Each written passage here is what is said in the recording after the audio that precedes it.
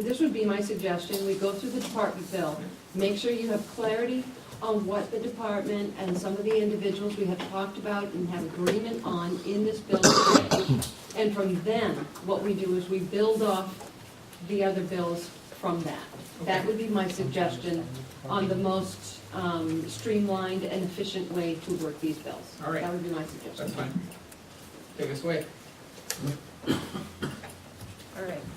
We all have our bill out. Yeah. All right. Again, starting on page 1, section 1A. There was concern regarding the wording in this section. And so the wording will be, and we have agreement on part of this, is the government agency responsible for administering the Maine Medical Use of Marijuana Act if the record information, we will strike intelligence and investigative, record information is used in the management of a current investigation pursuant to the Maine Medical Use of Marijuana Act.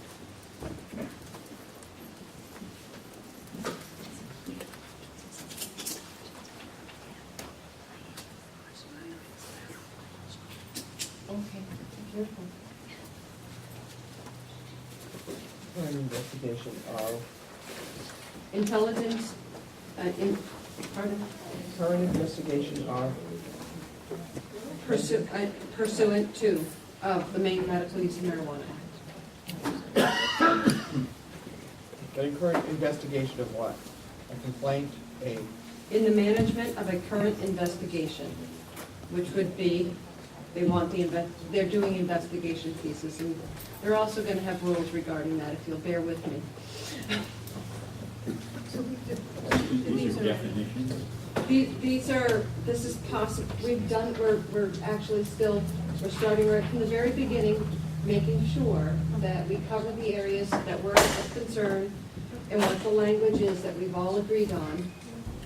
Maybe some not as wholeheartedly as others, but willing to live with. Okay?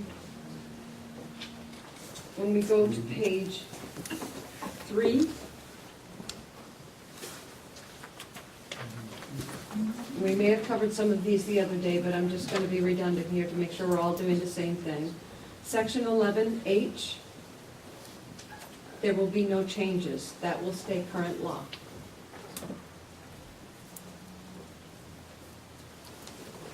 Okay. Section 12A1, dispense up to 2.5 ounces of prepared marijuana during a 15-day period to qualifying patients. We are also going to include that patients may request a waiver consistent with their medical need, because there are, as we've heard, some patients who need more, like a cancer patient. Can we, who's going to make the rules up for the waiver? Does that need to be specified here? Mr. Albert, would you like to come talk to us? With the lead of the chair? Yes. Thank you.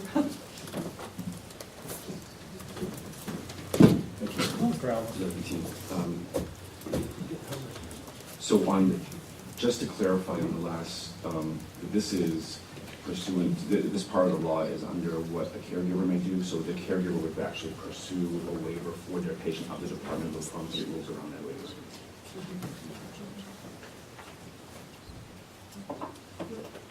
Where is that?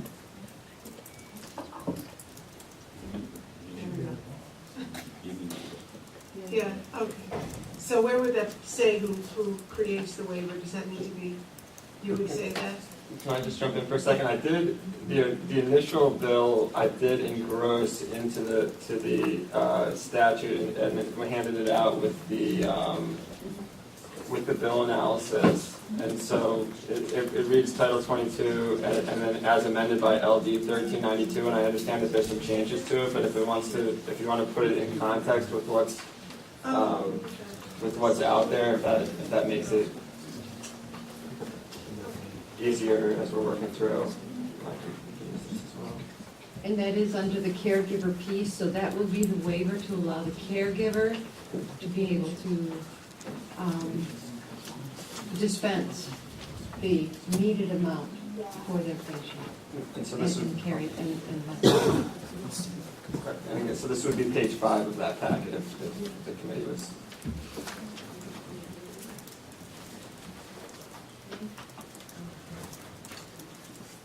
we all set on there? The next is at the bottom of page 3, section 15C. This is the section regarding primary caregivers for their family members having to register. That was, Someone in that, because it's, Mhm. Representative McKeon, thank you, Mr. Chairman. Above that, the question we had regarding the business of the municipality, I understand was changed to enforce municipal code. yes. Is that correct? Because I'm following along in the Yes. bill in those two sections, and I wanted to make sure that was still in town. Yes. Thank you. Yes, thank you, Senator. All right, the next one, section 15. My notes are a little scribbled here, so right now, the department is going to create a plan of notification for caregivers who are cultivating for a qualifying patient that is an immediate family member. There'll be 2 they can get family exceptions. It'll have the time to have them registered will be effective January 1st, 2016. So there's plenty of time, hopefully, to inform these individuals that they will have to register. There will be no fee, it'll be waived. There'll be a 3-month grace period, just in case some don't get the word. And there'll be a crosswalk when we get here up further that will go back to this section to make sure that when we get to the compliance place, these folks aren't inadvertently harmed or charged. So we'll get to that, but I just wanted to indicate there will be another notation. Thank you. My notes talk about cultivating for up to 2 family members and limited to Maine residents. Is Yes. that limitation still in there? Yes. Thank you. Thank you for clarifying. You write better notes than I do. I read a lot of it. You do. That's really good. As a point of clarification, Representative Sanderson, on the section 15, the time period, the effective date in the 3-month exception, the 3-month extension of grace period is for currently accepted, EXCEPTED, cultivating caregivers. They want to create an open period for any caregiver. And, okay. I think that was the intent of our discussion earlier.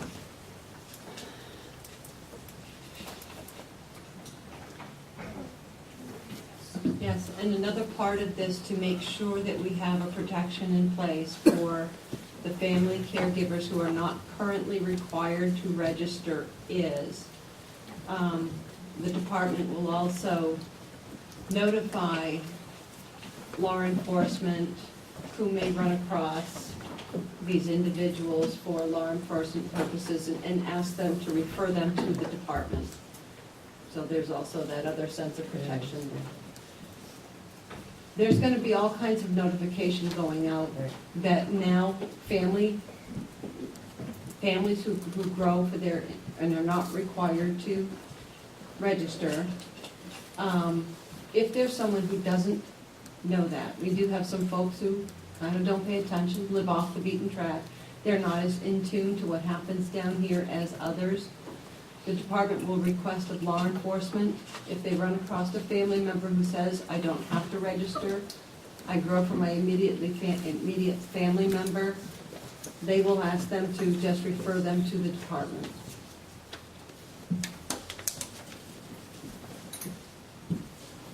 And maybe Mr. Albert can be more clear on that.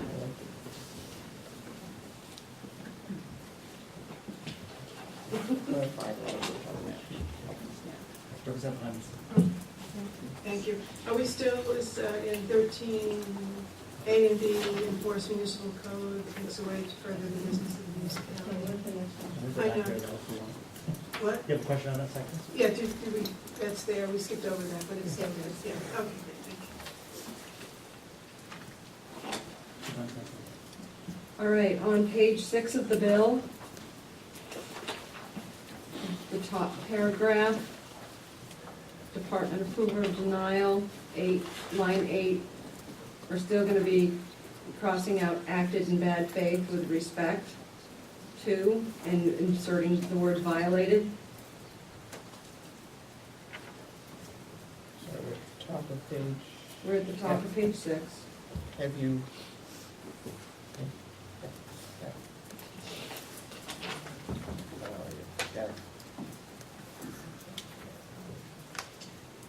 Okay, and going back to page 5, I'm sorry, I forgot a piece. Section 19(3), registry identifying cards. We'll still be inserting between registered primary caregivers and principal officers, we will be inserting registered primary employees. They were left out in the last law.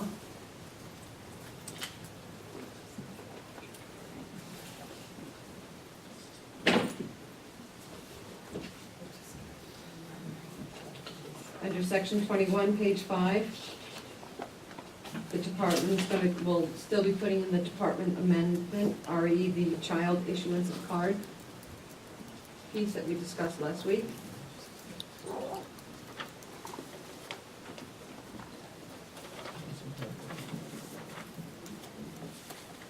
Section 20? 21. 21. 21. Yeah. Okay.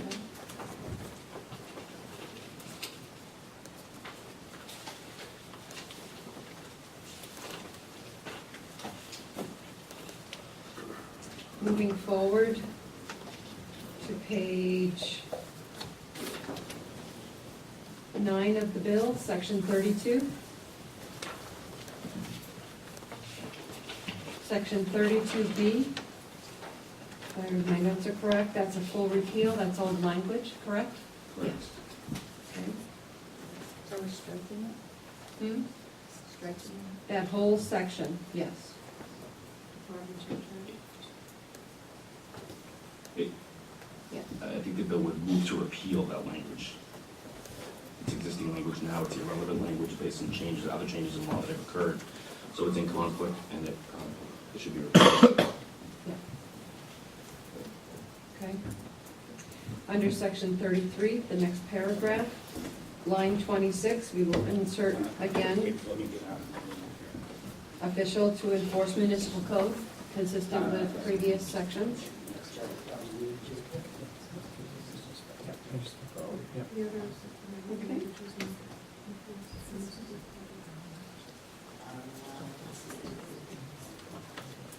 Is that changed? Representative Stern? Oh, thanks, so that is the old language, it wasn't replaced. The new language is enforce municipal code, this one says to further the business of municipality, which is the old language. Striking that and putting the Right. rest in. Thank you. Section 34, B, which would be line 37. The end of that section, at that sentence, will be adding the language for designated qualifying patients. This would ensure that anybody who is in violation and has had their caregiver certification card revoked, they will not lose their ability to cultivate for themselves if they themselves are a patient.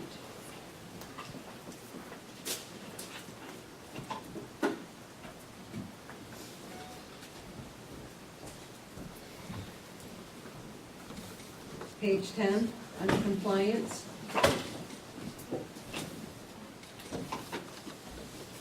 We already spoke of in,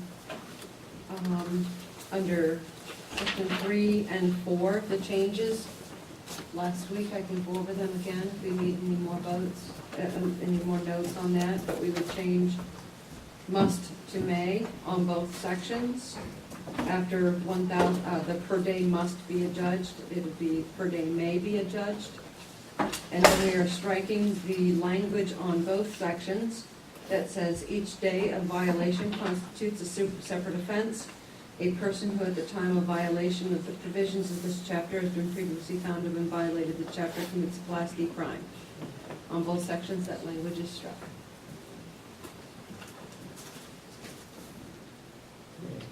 3 and 4 on those pieces.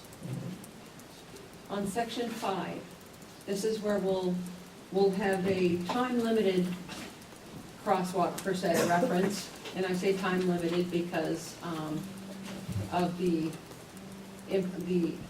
date of implementation plus the 3-month grace period. But this is where there will be a reference under penalties for failure to register as a primary caregiver. This is the crosswalk back to, there'll be a reference here with a crosswalk back to that family caregiver who has not to date been required to register. So they are not, if found unregistered at some time, subject to these penalties.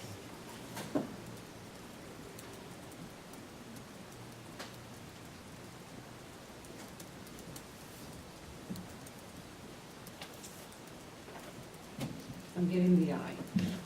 So, Thank you. Senator Hassel. Thank you. Oh, I didn't mean to knock oh my over. gosh, There. upset the apple. So you're not changing in there the must to may and taking out the Class D crime? Not in these sections, no. You're leaving those in there, thank you. You're just making reference to the place where you would be exempt because of the other section. Since that mic's off, you both could have the. Okay. Yes, that would, we're just actually putting an exempt language in here, referencing back to that section, because there may very well be a time period that non-registered caregivers for family members at this time may not be aware and may need. And it would seem unfair after all these years of not having to register, and just because they don't pay attention to what we do down here, to be subject to these penalties and fines and the must piece, without at least having the opportunity to be educated on the fact that they would have to register at this time for no fee. And then also, under this section, there will be another addition under, I believe, probably the most, and I don't actually have full language, we have some language here. Under compliance, section 1, perhaps this is where we have a 1A, or a letter, depending on how you drafters best do it, that the department, under the compliance testing, because I'm going to propose to get rid of the inspection process in my bill, because the department feels at this time that the full inspection process is quite onerous, that the department promulgate routine technical rules consistent with processes of completing investigations. I think, is that what's my note? Yeah. So that there's a clear process about what the investigation process is.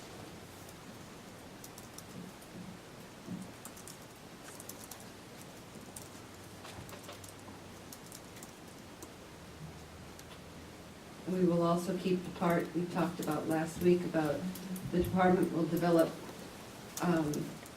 TNA finding and corrective action plan rules before the rest of these sections are applied. Could I just ask a question? Representative Burstein. Thank you. I'm just wondering, I appreciate all the work you've put in here. I'm just wondering if it should get typed out so that we can read it, because this is driving, like, I'm going a little nuts here. And it's because, I mean, I'm trying to follow you, but crossing things out. If it could be presented in a way that we could read it through, then maybe we could move on in a organized fashion. Because otherwise, I feel completely disorganized here. So I'm just throwing that out as a suggestion.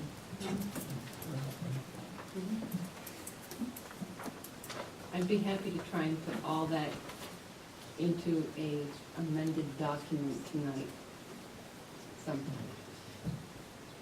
It shouldn't take long. Yeah. It shouldn't take me too long, all right? And then moving forward to page 11, strike section 9, the burden of proof.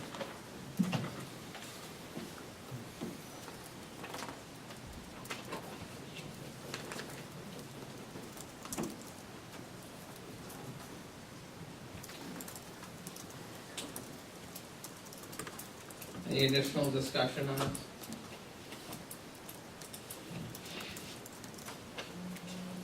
I mean, indulge the committee with one more recommendation, just for parity's sake.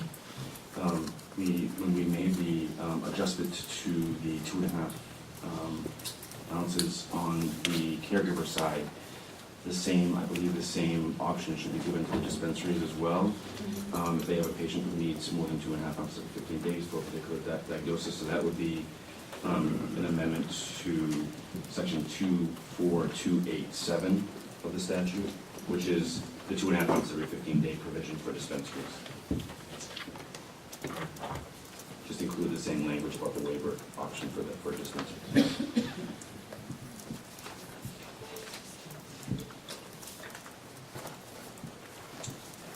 Representative Gibbs. Mr. Albert, I mean, looking at this bill, again, thank you, Representative, for the forced march twice now in the last. You did it last Friday afternoon, you did it for us again, and it's beginning to sink in, so I appreciate it. Thank you. It's a big bill with a lot of pieces in it. In terms of your ability to run what you consider to be, what departments to be a well-managed, credible, high-functioning medical marijuana program, what are the most important parts of this bill to you? And which ones do I really, really need to, like, as I sit here and think about whether to vote yes on this, vote no on this, to try to take pieces of this and put it into one of the other bills? What are your highest priorities in this draft? Representative Bikini, as we manage. It's a hard question. It's a tough question, Yep. but as we manage the multiple pieces of legislation, we have a parking lot, a digital parking lot that, so there were upwards of 70 or 80 recommendations that have come in from staff, come in from various stakeholder groups. We trimmed those way down to what you see here. Yep. The vast majority of this is cleanup, definitional cleanup of, statutory language that doesn't apply anymore. I think visiting qualifying patients, I think that's helpful clarifying language for law enforcement. I think that's important. The areas of, I think, of controversy have been worked out overall, I believe, in good faith by the parties.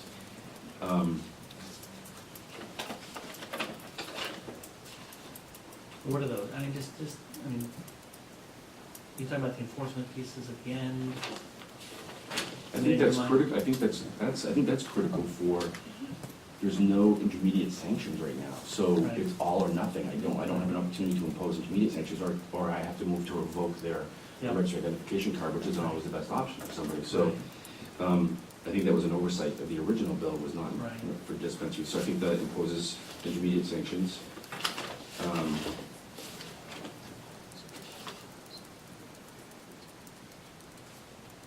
I think the language around revocation of caregiver certification cards, I think that's important to set the parameters for caregivers. They need to know what the rules of the game are. For revocation, we have the authority to revoke, but under what circumstances and how long do they have to appeal and so forth. I think that's all spelled out in here. I will tell you, we have a significant problem with caregivers unregistered caregivers are holding themselves out as caregivers, and further, unlicensed dispensaries who are acting as dispensaries. And we do not have statutory language to address that in the state. That's been very challenging for law enforcement and for the department. So I think that is important. So you have no recourse either criminally or administratively against an entity that you believe is acting as an unlicensed dispensary? Right, there's the criminal code is challenged with that, because they're caregivers, and, but there's no administrative remedy, in the Maine Medical Marijuana Act for those individuals. There's criminal remedy. Depends on how you interpret. I've not been given the language in the criminal code that would identify how that could be prosecuted. This request has been made to me of law enforcement, the Attorney General's office, and of our office to try and manage this issue. So I guess to answer your question, I think we've paired out those portions of the bill that have been overly controversial.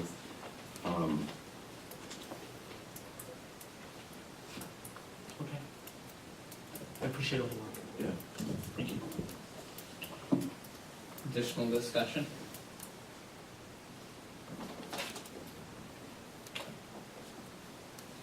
So,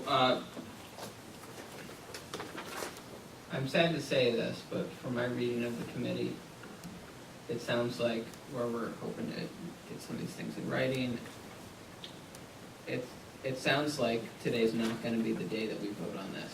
I just wanna, I see nodding of heads on that. Which means that Friday's gotta be the day. We have other items. We have 2, 3, 4, 5, 6, 7. We have 7 bills scheduled for work session on Friday already. And Friday, we start in the afternoon because we have legislative session in the morning. So I just want people to be prepared for that. Bring a sleeping bag. I say that jokingly, but it's, Representative Gattini, followed by Senator Hassel. Well, I'll defer to my colleague on my left. I'd like to have a corner caucus before we reach any conclusions on what we're going to do today. All right. So, corner caucus.